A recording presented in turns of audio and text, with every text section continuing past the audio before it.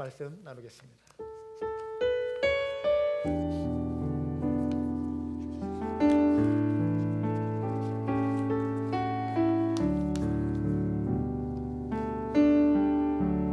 나를 지으시니가 나를 지으신 하나님, 나를 부르신 하나님, 나를 보내시도 하나님, 나의 나 된 것 다 하나님 은혜라. 달려갈 다 가도록 나의 마지막으로 다 하도록 나로 그 십자가 품게 하시니 나의 나 된 것 다 하나님 은혜라. 한량 없는 은혜,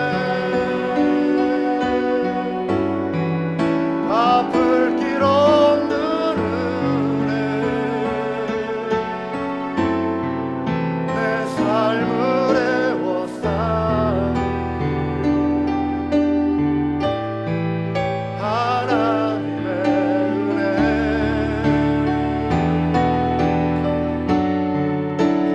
주저함 없이 그 땅을 밟고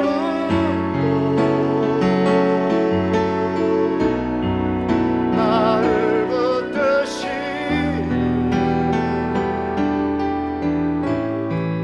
하나님의 은혜. 한량없는 은혜, 한량없는 은혜,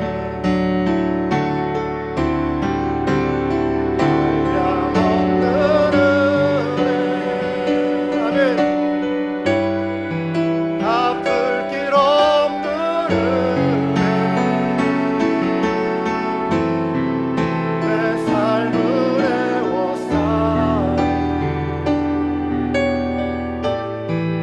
하나님의 은혜.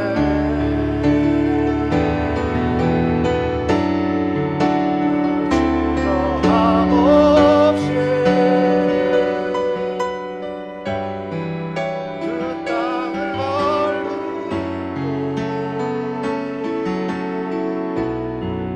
나를 붙드시니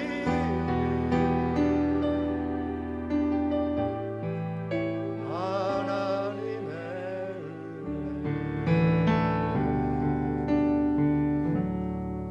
아멘. 야고보서 1장 1절 말씀 함께 보시도록 하겠습니다. 야고보서 1장 1절입니다. 앞에 스크린을 보셔도 되겠습니다. 우리 한 목소리로 같이 읽겠습니다. 하나님과 주 예수 그리스도의 종인 야고보가 세계에 흩어져 사는 12지파에게 문안을 드립니다. 아멘. 성경에 등장하는 많은 인물들은 동명이인이 많습니다. 같은 이름이지만 다른 사람들이 여럿 존재하죠. 그 중에 한 사람이 영어로는 제임스, 우리 한글로는 야고보라고 하는 이름을 가진 인물입니다. 여러 인물들이죠. 많은 야고보들이 있지만 오늘 세 사람의 야고보를 간단하게 소개해드리고 그 중에 한 사람에 대한 말씀을 집중해서 살펴보기 원합니다. 첫 번째 야고보는 세베대의 아들로 불리우는 야고보입니다. 여러분 사도 요한 아시죠? 요한의 형제입니다. 그는 갈릴리 바다에서 물고기를 잡으며 생활을 영위하던 어부였습니다. 베드로의 동업자이기도 했습니다. 주님께서 나를 따라오너라, 내가 너희로 사람을 낚는 어부가 되게 하겠다 하실 때에 주님이 부르신 그 여러 제자들 중에 한 사람입니다. 그는 즉시에 그물을 내려놓고 예수님을 따랐습니다. 예수님의 12 사도 가운데 한 사람이 된 인물입니다. 두 번째 등장하는 야고보는 알페오의 아들로 불리우는 야고보입니다. 마태복음의 저자인 마태의 형제라고 전해오는 이야기에 의하면 그렇게 알려져 있습니다. 가정의 직업이 세금을 걷는 그러한 일이었다고 합니다. 그래서 아버지도 그랬고 그의 형제 마태도 그랬고 이 지금 야고보, 알페오의 아들인 야고보도 직업이 세금을 거두는 사람이었다고 합니다. 주께서 부르실 때 그 또한 순종했습니다. 그리고 그 역시 12사도 중에 한 사람이 되었습니다. 그리고 이 알페오의 아들 야고보는 12사도 중에 제일 먼저 순교를 당한 인물이기도 합니다. 세 번째 야고보는 오늘 살펴보게 될 야고보인데요. 예수님의 형제 야고보입니다. 신약 27권 가운데 한 권인 야고보서를 기록한 인물이기도 합니다. 예수님께서 공생의 사역을 시작하셨을 때 고향 사람들이 이렇게 말한 적이 있습니다. 예수님에 대해서 이렇게 말하는 거예요. 이 사람은 목수의 아들이 아닌가? 그의 어머니는 마리아라고 하는 분이 아닌가? 그의 아우들 야고보와 요셉과 시몬과 유다가 아닌가? 여기에서 야고보라고 하는 인물이 나오죠. 예수의 형제 야고보. 오늘 살펴보게 될 그 주인공입니다. 갈라디아서 2장 9절에 사도 바울이 교회의 기둥들로 소개하는 인물들이 나오는데 그 중에 야고보가 한 명 있습니다. 바로 이 야고보입니다. 교회의 기둥이라고 하면 교회 일꾼이죠. 믿음이 좋은 사람이죠. 지도자입니다. 그런데 그는 처음부터 이렇게 믿음이 있었던 사람이 아니었습니다. 예수님이 공생의 사역을 시작하실 때, 행하고 계실 때에 야고보는 예수님에 대한 믿음이 없었습니다. 마가복음 3장에 소개된 내용을 보면 예수님의 이 여러 형제들이 예수님에 대해서 어떻게 생각하고 있었는가를 보여주는 한 단면이 등장합니다. 예수의 가족들이 예수가 미쳤다는 소문을 듣고서 에이 그럴 리 없어. 우리 형님은 하나님이 보내신 하나님의 아들이야, 구원자야. 이렇게 반응하지 않았습니다.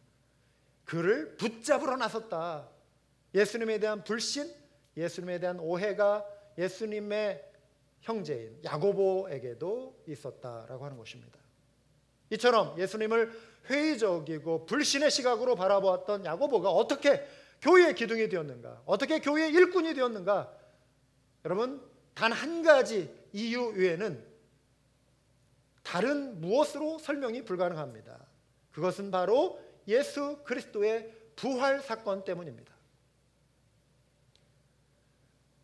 예수님의 부활에 관하여 기록하고 있는 고린도전서 15장에 보시면 부활을 목격한 사람들의 명단이 쭉 소개되고 있는데요. 7절에 이런 내용이 나옵니다. 다음에 야고보에게 나타나시고 그 다음에 모든 사도들에게 나타나셨습니다. 여기서 말하는 야고보가 바로 예수의 형제, 예수님이 살아서 공생의 활동을 하실 때에는 불신의 시각으로, 회의적인 시각으로 바라봤던 이 야고보가 예수님이 부활하신 것을 목격하고 나서 변화가 된 거예요. 깨진 거예요. 믿는 자가 된 것입니다. 부활의 권능은 예수님의 12사도들을 믿음의 용사로 변화시켰습니다. 예수님을 대적하고 예수의 제자들을 핍박하던 청년 사울을 믿음의 사람으로, 복음 전도자로 변화시켰습니다. 예수님의 부활은 교회사 속의 수많은 믿음의 사람들을 어둠과 사망의 권세에서 건져내고 생명의 길로 인도해냈습니다. 예수님의 부활이 삶을 변화시키는 능력이 있음을 믿으시기 바랍니다. 복음은 세상의 어떠한 견고한 요새라도 무너뜨릴 수 있는 하나님의 강력이 됨을 여러분 기억하시기 바랍니다. 야고보의 변화를 이제 두 가지 입장에서 살펴보겠습니다. 첫째, 부활을 목격한 야고보는 그리스도의 종으로 변화되었습니다. 오늘 읽은 본문 야고보서 1장 1절, 이 내용은 이 인사말로 소개되고 있습니다. 하나님과 주 예수 그리스도의 형제인 주 그리스도와 가까이 지내므로 예수님에 대해서 좀 알고 있는 나 야고보는 이렇게 말하고 있지 않습니까?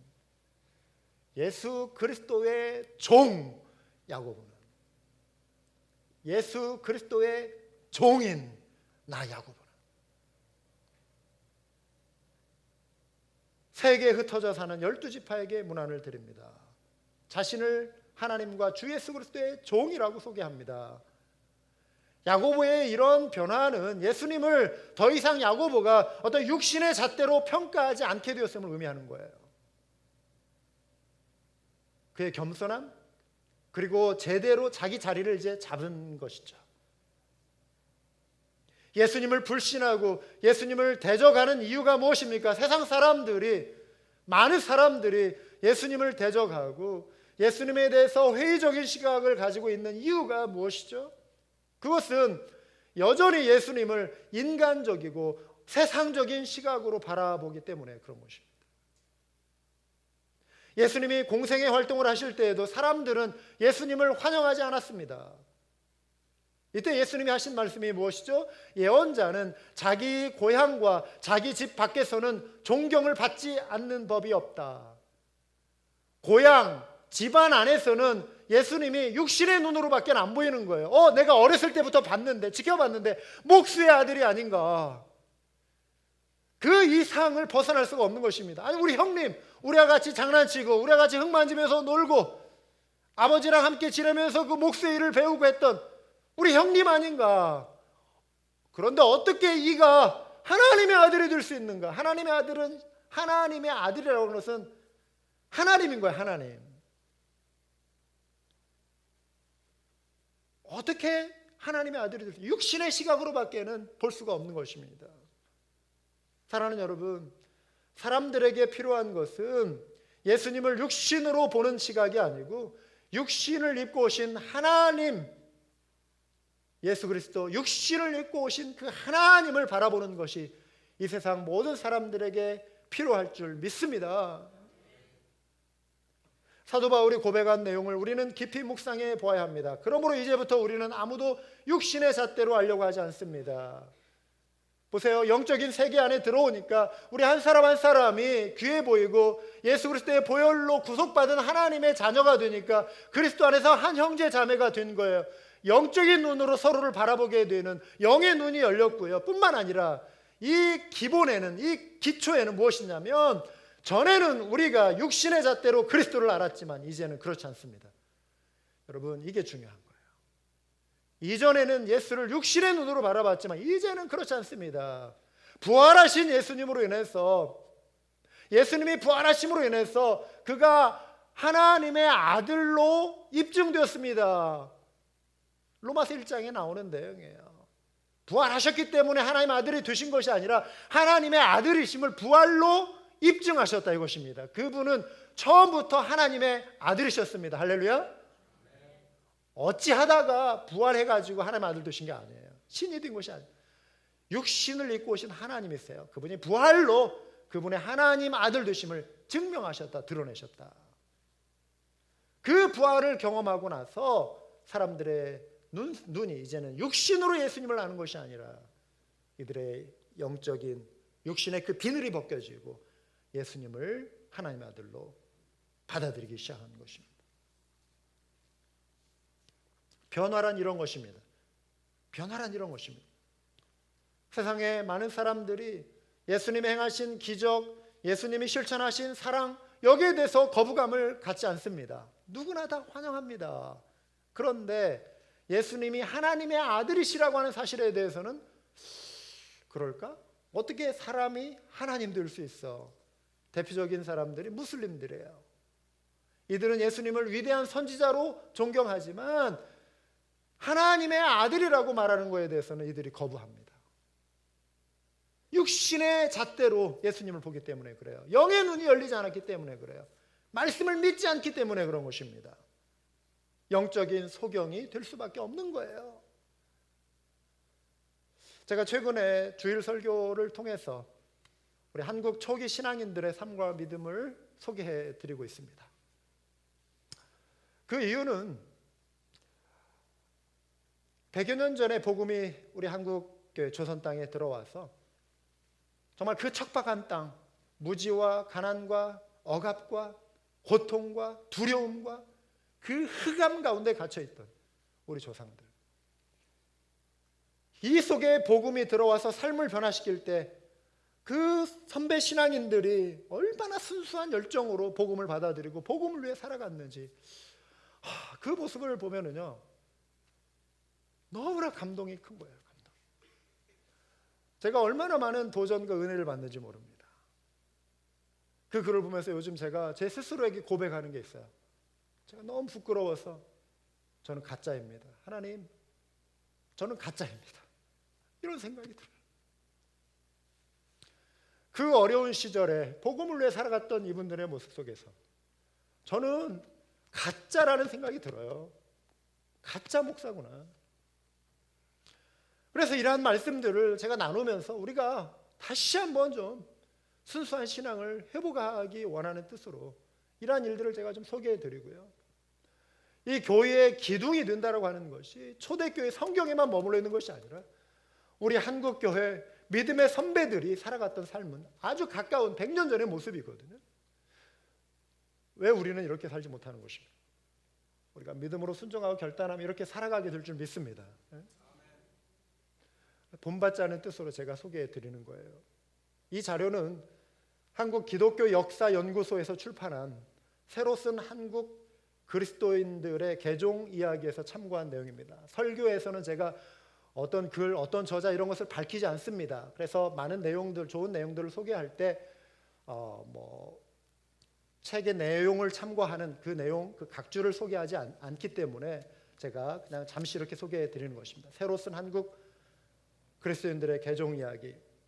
백사겸이라고 하는 분입니다. 1860년에 태어났습니다. 농사 짓는 부모님 아래 단란하게 살아가던 그에게 불행이 일찍 찾아와요. 2살 때 아버지가 돌아가십니다. 9살 때 눈병을 앓다가 치료를 제대로 못 받아서 실명을 합니다. 눈이 멀어요. 그런데 잠시 후에 또 어머니가 돌아가셔요. 10살도 채 안 된 어린 소년이 고아가 돼버려요. 형님과 더불어서 이제 거친 세상을 살아가야 하는데 가난한 그 시절에 어떻게 살아갈 수가 없잖아요. 형이 그 손 붙들고 끌고 다니면서 구걸하며 거지처럼 이제는 살아가는 수밖에 없는 거예요. 그때 앞을 못 보는 장님들이 선택할 수 있는 거 한 가지, 그것은 점을 치는 점쟁이가 되는 거예요. 그래서 그가 용한 점쟁이 선생님을 어떻게 수소문해서 듣고 찾아갑니다. 그 밑에 들어가서 열심히 배웁니다. 한 4년 만에 스승의 실력을 뛰어넘는 정도가 돼요. 그러면서 이제 그가 이름을 알리기 시작합니다. 용한 점쟁이가 돼가지고 이름을 알려요. 그러면서 많은 사람들이 그에게 찾아오면서 돈을 벌기 시작합니다. 그리고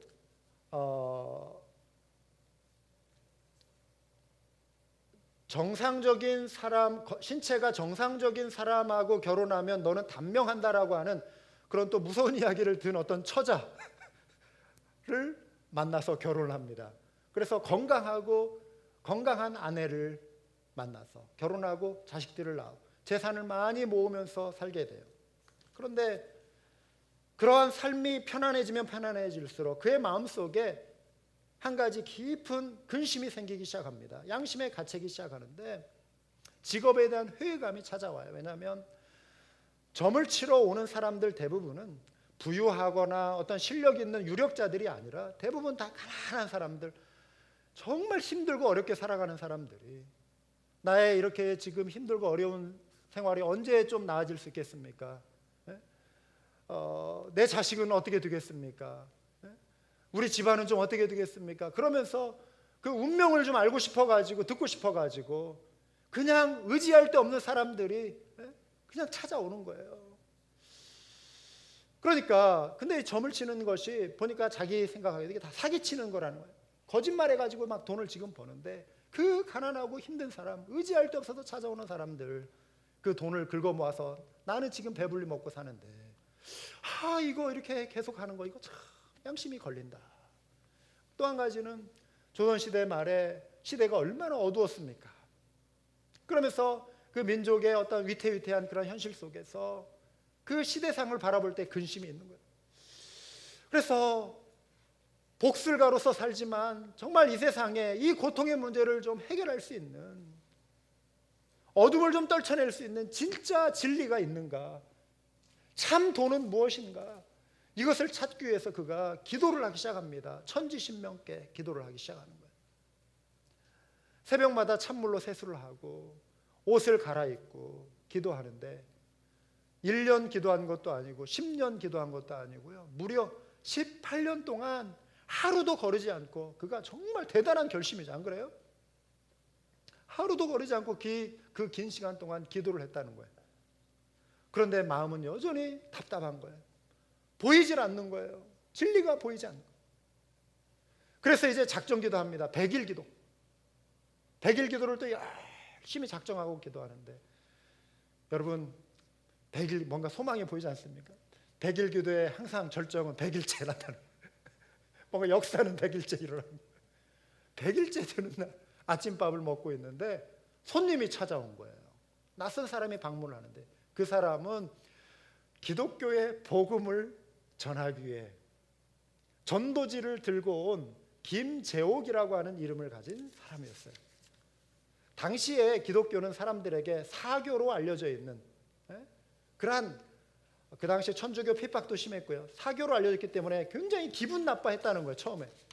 그래가지고 그가 전해준 전도지를 받는 손이 막 뭔가 벌레를 만진 것처럼 찌릿했다는 거예요. 이거를 장롱 속에다가 아내가 버리지 않고, 버리라고 했는데 아내가 또 그걸 숨겨놨어요. 장롱 속에다. 기분이 굉장히 나쁜 거예요. 아니 100일째 그렇게 정성껏 기도했는데 사교로 알려진 예수쟁이가 와서 복음 전도지를 전해주니까 기분이 나빴다는 거예요. 그래서 나 다시 100일 기도 새로 기도에 들어갔는데 며칠이 안 돼가지고 비몽사몽간에 어떤 그 체험을 해요. 환상을 보면서 자기가 전에 지었던 모든 죄들이 그 비몽사몽간에 쫙 펼쳐지면서 내가 이렇게 큰 죄를 가지고 살았구나. 이전에 이걸 뭘 깨닫지 못했던 거예요. 그런데 이게 죄로 마음에 확 다가오더라는 거예요. 이게 무슨 일이지? 그런데 또 그 김재옥 그 분이 찾아온 거예요. 이번에는 별말 안 해주고 기도만 또 간절히 해주더라는 거예요. 열심히 기도해주고 호련히 사라져버린 거예요. 돌아간 거예요. 그러고 나서 또 며칠 뒤에 이분이 또 영적인 체험을 해요. 어떤 거냐면은 이제는 성경을 꺼내서 읽을 수밖에 없는 그런 꿈이에요. 그래가지고 그거 좀 가져와 보라고. 아니 그때 이제 장인어른이 찾아와요. 그러니까 장인어른에게 아내가 뭐 이런 일이 있었습니다. 그러니까 그거 한번 꺼내서 한번 읽어보아라 하니까 이분의 아내가 이제 그 장인어른, 자기 친정 아버지에게 그 책을 가지고 읽어주는데 어떤 회심한 사람의 간증 이야기예요. 예수님을 만난 이야기. 이분이 이쪽에서 듣다가 점점 설계돼지면서 꿈에 지금 나타났던 그것이 바로 이거구나 하면서 바짝 다가가지고 이야기를 듣다가 예수님을 만난 거예요. 그가 내가 그토록 찾던 참 진리가 여기에 있었구나. 그러면서 거기에서 회심하고 예수님을 영접합니다. 이야기는 여기서 끝나지 않아요. 예수님을 믿게 된 그는 과거에 불의함으로 번 모든 재산을 이제 정리해야겠다. 내가 그렇게 사기쳐서 번 이 돈, 예수님을 믿게 되었으니 이제 이거 이렇게 갖고 있을 수 없겠구나. 신앙의 양심의 가책이 있어요. 그래서 이것을 다 그냥 사람들에게 나눠주고 처분하려고 하는데 이 세간들이 비싼 것들이에요. 사람들이 와서 아니 이것을 그렇게 공짜로 다 나눠주면 어떡하냐. 그래 조금이라도 받고 팔아야 하지 않느냐. 본전이라도 받고 팔아야 하지 않느냐 하면서 하다 보니까 이제 다 처분하고 보니까 3,000냥이 남더래요. 그게 지금 얼마인지는 모르겠지만 그래도 상당한 액수였을 것 같아요. 그런데 뜻밖의 강도들이 찾아옵니다. 그러면서 네가 이 큰 돈을 가지고 있고 네 재산을 다 지금 다른 사람 주고 처분한다는데 그거 우리가 좀 가져가겠다. 강도가 4명이 찾아와서 돈을 갈취합니다. 안 주면 너 죽이겠다. 이분이 다 내놓습니다. 다른 사람 같으면 낙심하고 이제 우리는 어떻게 먹고 살까 할 수 있는데 오히려 이분은 이제 내가 양심의 가책을 깨끗하게 다 털어버릴 수 있게 되었다 하면서 하나님 앞에 감사 예배를 드렸다는 거예요. 그리고 자기가 그나마 가지고 있던 집도 친구에게 그냥 공짜로 줘버리고 가족들 데리고 앞을 못 보는데 전도자의 길을 가기 시작했다는 것입니다. 어린 아들이 성경을 펴서 읽어주면 성경을 통째로 그냥 외우기 시작을 했다고 합니다. 그래서 이분의 별명이 걸어다니는 성경, Walking Bible이라고 하는 별명을 얻게 되었고요. 수많은 교회들을 개척해서 세우고 많은 사람들에게 말씀을 전하고 복음을 전하면서 한국 교회, 초대 교회가 세워져 가는데, 복음화되는데 큰 영향을 미친 인물이 되었다라고 하는 것이죠. 그가 부흥회를 인도하면서 많은 노래를 이제 지어서 부르는 노래 가운데 이 노래가 있습니다. 그가 지은 노래 가운데 인생 육신 가련하며 아침 이슬과 안개로다. 잠시 있을 육신만 위해 죄를 짓고 영원한 고생 말고서 우리 인생의 영생 위에 죽고서 다시 부활하신 예수 앞에 영생하라. 이 노래를 불렀다는 것입니다. 사랑하는 여러분, 이러한 아름답고 극적인 변화를 이루는 힘이 어디에 있습니까? 복음 말고서는, 예수 그리스도의 복음 외에는 이러한 인생을 변화시킬 다른 힘은 이 세상 어디에도 없는 줄 여러분 기억하시기 바랍니다. 복음이 변화시킵니다. 복음이 능력이에요. 복음이. 그는 육신의 눈은 멀었지만 영의 눈이 열려 하늘 영광 바라보고 예수 그리스도의 아름다움을 바라보는 사람으로 살아갔습니다. 우리는 눈이 열려 기록된 말씀을 우리의 눈으로 읽을 수 있는 건강을 가지고 있는 사람들입니다. 여기에는 한 번도 예외 없이 다 성경을 읽을 수 있는 건강을 가지고 있는 분들입니다. 그런데 혹시라도 여러분 가운데 여전히 육신의 눈은 열려 있지만 영의 눈이 열리지 않아 육신의 시선으로, 세상의 시선으로 예수님을 바라보고 있는 분은 혹시 안 계십니까? 예수님을 단지 육신의 시각으로만 보고 있지는 않습니까? 그런 분이 있다면 영의 눈이 열려 나의 주 나의 하나님, 예수 그리스도는 나의 주 나의 하나님이라고 고백할 수 있는 은혜가 오늘 이 시간 임할 수 있기를 주님의 이름으로 축원합니다. 이런 변화가 있을 때 주님이 사용하시는 교회의 기둥이 될 수 있는 것입니다. 둘째, 야고보는 기도의 사람으로 변화되었습니다. 교회사 속에서 야고보는요, 낙타 무릎이라고 하는 별명을 가진 사람으로 이렇게 알려져 있습니다. 요세비우스라고 하는 역사학자가 325년에 서기 325년에 교회사 Church History라고 하는 책을 썼는데요. 여기에 이 야고보, 예수의 형제 야고보에 관한 기록을 남겨놓고 있습니다. 그리고 그는 종종 혼자서 성전 안에 들어갔고 무릎을 꿇은 채 다른 사람의 죄를 용서해달라는 기도를 드리는 모습이 발견되곤 했다. 그가 무릎을 꿇고 기도함으로 인해 그의 무릎은 낙타 무릎처럼 딱딱해졌으니 이는 하나님께 예배하며 다른 이들의 죄 용서를 간구하는 동안 무릎을 꿇고 기도하는 것 때문이었다. 그가 딱딱한 그 돌바닥에 꿇어 엎드려 얼마나 무릎을 비비면서 고개를 무릎 사이에 쳐박고 얼마나 간절히 죄인들을 위해, 고난 가운데 있는 자들을 위해서 기도했으면 그 무릎이 딱딱해져 낙타 무릎이 될 정도로 그렇게 기도를 했나. 이게 예수의 형제 야고보, 한때 예수님을 그렇게 불신하고 회의적인 시각으로 바라봤던 그의 변화된 모습이 바로 이 모습이었다라고 하는 것입니다. 낙타 무릎이 되었다는 것입니다. 야고보는 기도의 사람이었습니다. 그가 기록한 야고보서의 내용을 보면 기도에 대해 언급하고 있는 내용이 여러 구절이 됩니다. 그는 기도의 사람으로 실제 살아갔습니다. 자기가 그런 삶을 살지 않으면서 기도하십시오 이렇게 말한 분이 아니었죠. 기도의 삶을 살았고 이렇게 기도하십시오, 이러한 것을 가지고 기도하십시오라고 권면했습니다.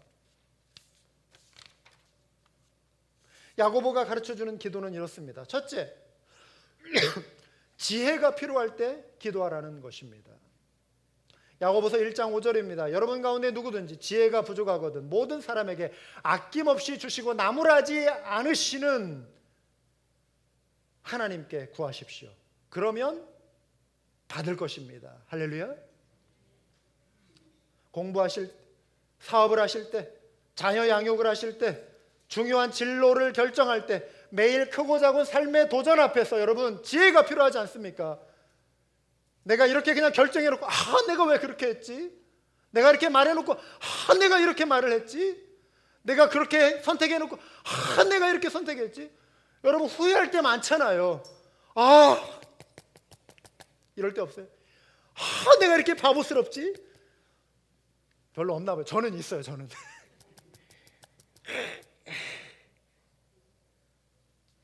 지혜를 구하라는 것입니다. 지혜를 구하라는 것입니다. 결정하기 전에 지혜를 구하라는 것입니다. 할렐루야. 이전의 경험, 내 힘과 내 지혜 이거 앞세우지 마시고요. 주님께 묻고 지혜를 구할 때, 기도할 때 이 지혜를 구하시고 주님께서 주신 지혜를 의지하며 꼬였던 문제를 풀어가는 은혜가 우리 모두에게 있기를 주님의 이름으로 부탁드립니다.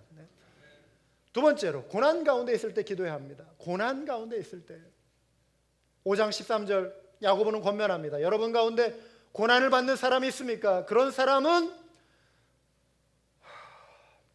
고민하십시오. 고난받는 사람이 있습니까? 그런 사람은 가서 탄식하십시오.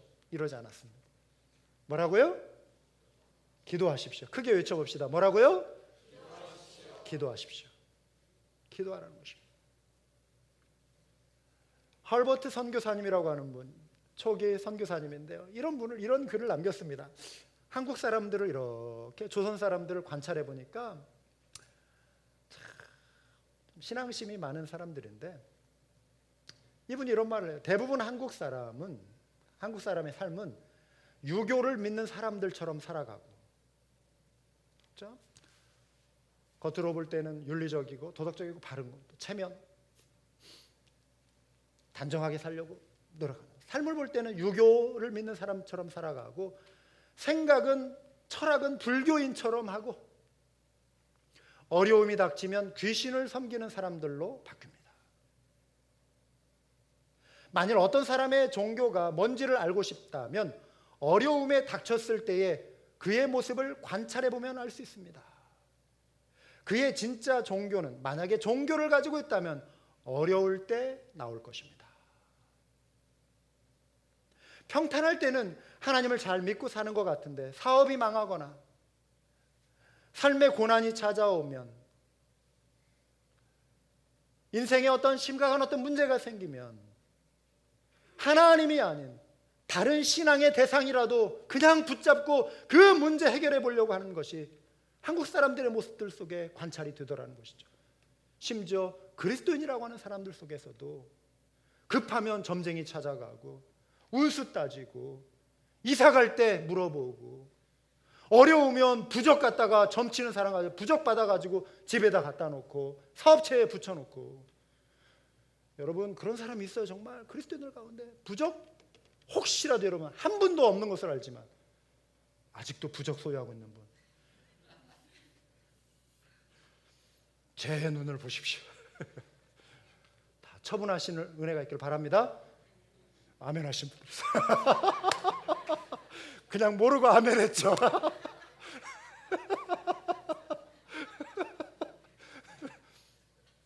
다섯 분 아멘 했어요.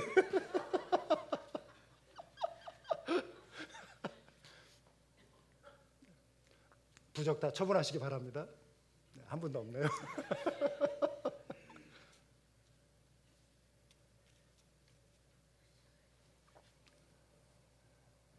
지나가는 얘기지만 수년 전에 그런 분이 한 분 계셨어요. 하나님께서 특별한 은혜로 이분이 우리 집회 수련회 때 하나님께서 그 빵 한번 이분을 깨트려 주신 거예요. 항복, 이분이 완전히 항복하고 심각한 고통 가운데 있다가 그거에 딱 해결하니까 깨끗이 그게 해결이 됩니다. 그런 일이 있었어요. 우리 한밤교회 가운데.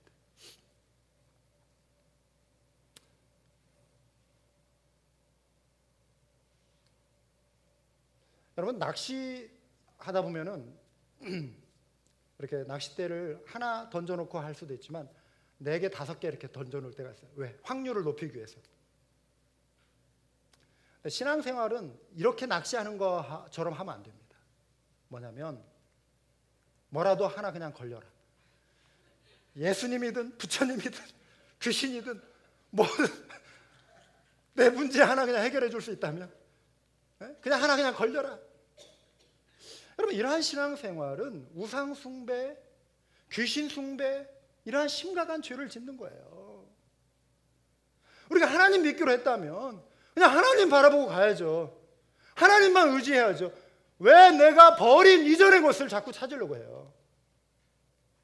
왜 내가 이전에 그 속임수로 다시 어리석게 돌아가냐 이 말이에요. 문제 해결 당장 안 돼도 인내하며 하나님 바라보고 가야죠. 오직 우리는 성경을 통해 말씀하시는 여호와 하나님만을 참되신 신으로 믿고 순종하며 하나님만을 도움의 원천으로 붙들고 가는 모든 믿음의 용사들 되시기를 주님의 이름으로 축원합니다. 여러분, 우리 인생길 험난하잖아요. 그런데 우리 인생을 구원하신 하나님은 저와 여러분의 보호자요 안내자이십니다. 순례자들이 하나님을 향한 신앙을 고백한 그런 노래가 있습니다. 그들은 이것을 신앙의 시로 써서 예루살렘을 향하여 나아갈 때, 때로는 강도의 때, 딱 뜨거운 태양별로 인해서 일사병에 걸려서 죽을 수도 있고, 사나운 짐승에 물려 죽을 수도 있고, 예루살렘을 향하여 가는 이 순례자 길 속에 하나님만을 의지할 수밖에 없는, 하나님만을 의지할 수밖에 없는 이 순례자들, 이들은 눈을 들어 하나님을 바라보았습니다. 우리 것을 우리 한번 같이 노래하며 우리의 신앙을 새롭게 했으면 합니다. 하나님 너를 지키시는 자, 너의 우편에 그늘 대신 낮의 해와 밤의 달도 너를 해치 못하리. 하나님은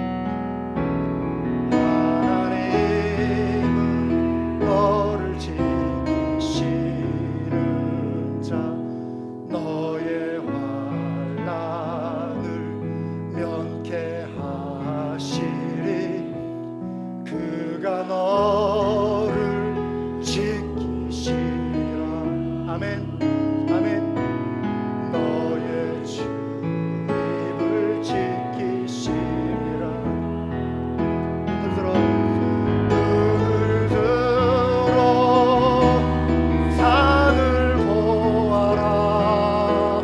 너의 돈, 우리의 돈 어디에서 옵니까? 우리 여호와 하나님 천지 지으신 너를 만드신 여호와께로다. 눈을 들어 산을 보아라.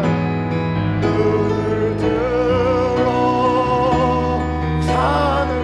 여러분, 오늘 여러분의 시선을 주님께 향하실 수 있기를 바라요. 주님을 바라보시기 바랍니다. 어디서나 천지 지으신 너를 만드신 여호와께로. 여러분, 힘들 때 하나님 바라보세요. 하나님 의지하세요. 하나님 살려달라고 외치시고요, 하나님 앞에 무릎 꿇으시고 구하시고요, 고난당하는 자들이 있을 때 낙탄 무릎이 되도록 기도하시고 중보하실 수 있기를 바라요. 셋째, 병으로 고생하는 이들을 위해 기도해야 합니다. 여러분 가운데 병든 사람이 있습니까? 그런 사람은 교회의 장로들을 부르십시오. 그리고 그 장로들은 주님의 이름으로 그에게 기름을 바르고 그를 위하여 기도하여 주십시오. 여러분, 목회자가 아니어도, 장로님이 아니어도 이 말씀 붙들고 주변에 건강을 잃고 어려움 당하고 있는 이들 위해서 기도해 주시고 찾아가서 기도해 주실 수 있길 바라요. 여러분의 그 기도, 간절한 기도 주께서 들어 응답하실 줄 믿으시기 바랍니다. 원고에는 없는 내용이지만 그저께 우리 장우영 장로님, 제가 권사님께 안부 전화 드리면서 권사님, 제가 지금 찾아뵈도 될까요? 미리 전화를 드리는 이유는 장로님이 하루에 4차례 파킨슨 병 때문에 약을 드시는데 이제는 몸이 좀 풀리는 기간이 점점 줄어들고 있어요. 4차례를 드시면 1시간 반 후에 몸이 풀려요. 한두 시간 정도 몸이 조금 풀리고 이제 그 정신도 이렇게 조금 맑아지세요. 그리고 다시 굳어지기 시작해요. 몇 시간 동안 굳어지면은 힘들어하세요. 몸을 움직일 수 없어요. 약을 드시는 시간에 또 드시면은 좀 풀어져요. 이분의 열망은 이 예배당에 와서 예배 드리고 싶은 게 이분의 열망이에요. 그래서 제가 전화드렸더니 목사님, 그렇지 않아도 이번 주에 꼭 예배 가보고 싶어서 약을 의사가 처방해 준 대로 이렇게 4차례 있지만 2배로 한번 늘려보려고 합니다. 그래서 시험을 하신다는 거예요. 2배로 약을 하나를 먹으라고 했으면 2알을 먹어서 시간을 늘려보니까 그날 아침에는 조금 워킹하는 것 같더라. 그래서 토요일 날도 한번 그렇게 해보고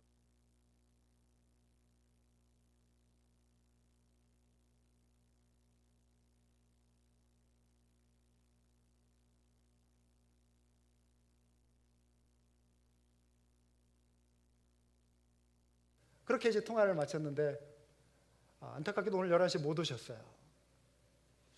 여러분, 이렇게 예배를 사모하고 어려움 가운데 있는 분들 있잖아요.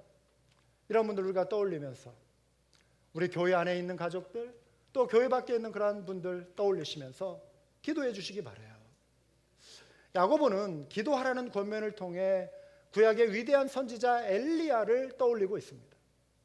어쩌면 엘리야는 야고보에게 롤 모델이었던 것 같아요. 기도하면은 엘리야가 기도할 때 하늘에서 불이 내리고 바알 선지자 대상으로 영적인 전쟁을 벌여 하나님의 위대하심을 드러냈던 그 엘리야. 나도 엘리야와 같이 기도의 용사가 되리라며 무릎 꿇고 낙탄 무릎이 드면서 그 엘리야를 떠올리면서 기도했던 것 같아요. 그러니까 그 야고보서에 엘리야가 지금 언급되고 있는 것 같아요. 엘리야는 어떤 사람이었는가? 뭐 타고난 특별한 어떤 그런 사람이었는가? 그게 아니었다는 것입니다. 우리와 똑같은 사람이었다. 이 내용을 밝히고 있어요. 똑같은 사람, 평범한 사람이었다. 그런데 그의 기도를 하나님께서 들으셨다. 그가 간절히 하나님 앞에 기도하니까, 비가 내리지 않기를 기도하니까 하늘이 비를 내리지 않고, 그가 또 간절히 기도하니까 하늘이 문을 열고 비를 부어주셨다. 엘리야는 기도의 사람이었다. 우리도 엘리야와 같이 기도하면 하나님께서 응답하신다. 그 기도를 권면하고 있는 것입니다.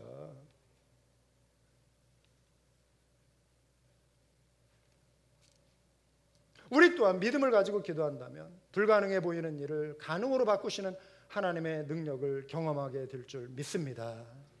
넷째, 죄 가운데 있는 자를 위해 기도해야 합니다.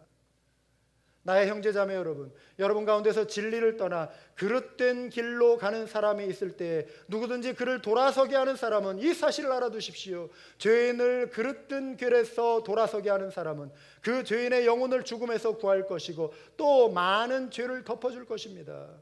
여러분, 이 권면은 우리의 기도의 영역을 확장시켜주는, 기도의 지경을 넓혀주는 내용입니다. 우리 앞에 당면한 문제들, 우리 어떤 육신의 문제만이, 우리 자신의 문제만이 기도의 제목이 아니라 영적인 문제를 놓고 기도하라는 것입니다. 다른 사람의 문제를 놓고 기도하라는 것입니다. 어떤 분은 당장 내 앞에 일만을 생각하며 다른 사람의 영적인 문제까지, 나 그런 것까지 생각할 겨를이 없습니다, 내 마음에 여유가 없습니다 라고 생각하시는 분들이 혹시라도 있을지 몰라요. 그러나 사랑하는 여러분, 우리가 그리스도의 일꾼이 된다라고 하는 것은, 교회의 기둥이 된다라고 하는 것은 기도의 영역을 다른 사람을 위한 구원의 기도로까지 확장시키는 것을 의미합니다. 내 문제가 일단 해결되고 나면 다른 사람을 위해 기도하기 시작하겠습니다, 이게 아니에요. 여러분, 우리의 문제는 하나 해결되면 또 하나 생겨요. 계속 삶의 도전은 이어집니다. 언제 우리는 우리의 문제 다 해결된 다음에 다른 사람을 위해 기도하겠습니까? 아니에요, 여러분. 여전히 내 문제에 끌어안고 가면서도 다른 사람을 위해 눈물 뿌려 기도하는, 이것이 성경적인 신앙인 줄 믿으시기 바랍니다. 먼저 하나님의 나라와 의를 구하면 내 앞일도 주님께서 해결해 주심을 경험하는 우리 모두가 될 수 있기를 바라요. 우리의 기도를 하나님께서 들으시고 이 지역과 열방에서 주님을 알지 못하는 많은 이들을 우리의 기도를 통하여 돌아오게 해 주실 것입니다. 사랑하는 여러분, 우리 주님의 구원의 빛 너무나 소중합니다. 이 구원의 빛, 복음의 빛은 너무나 소중한 거예요. 여러분, 우리가 지금은 이렇게 두려움 없이 평안한 것 같지만 주님을 알기 때문에 그나마 우리가 이렇게 마음 어느 정도 평안을 누리며 사는 거예요.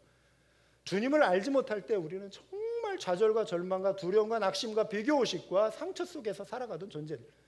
복음이 우리 한반도에 들어오기 전에 이 땅은 정말 무지와 억압과 질병과 고통과 죄의 사슬 속에 정말 신음하던 민족이 우리 한민족이었어요.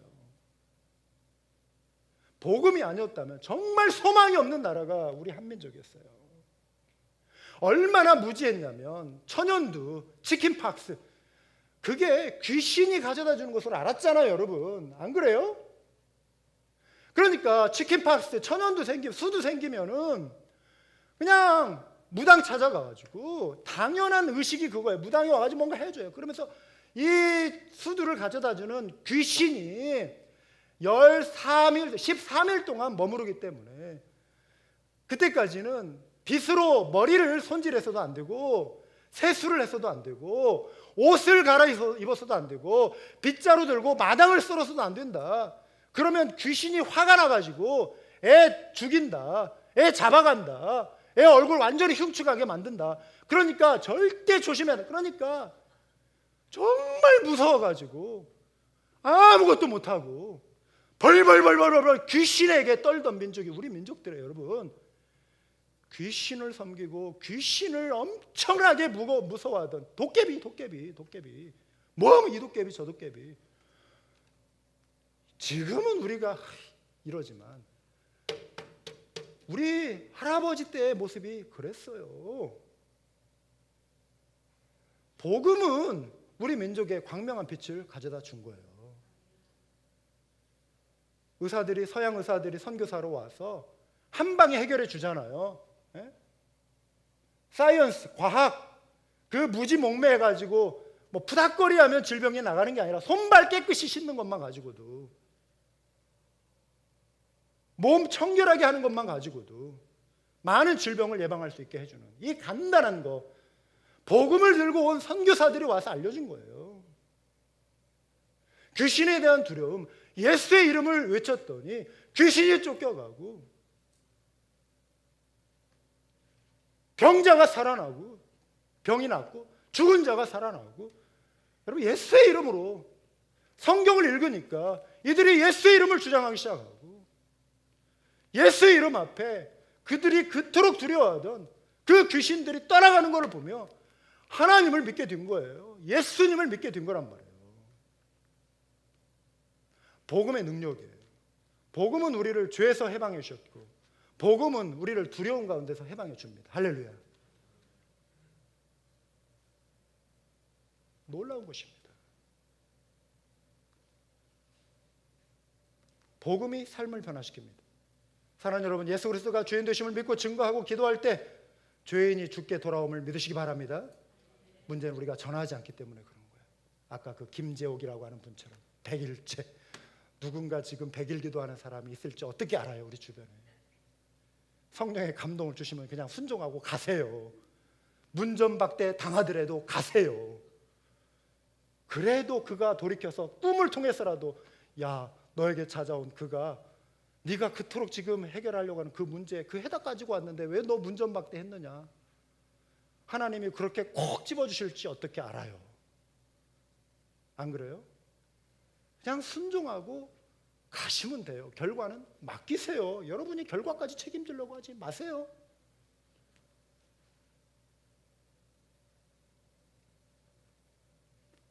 이 놀라운 구원의 역사를 위해 기도하는 사람이 됩시다. 낙타 무릎이 됩시다. 결론입니다. 우리 자신의 지혜가 아닌 하나님의 지혜와 권능을 의지하며 십자가에서 우리 죄 사하시고 부활하신 예수 그리스도를 힘다해 섬김으로 교회에 기둥되는 우리 모두가 될 수 있기를 주님의 이름으로 축원합니다. 기도하시겠습니다.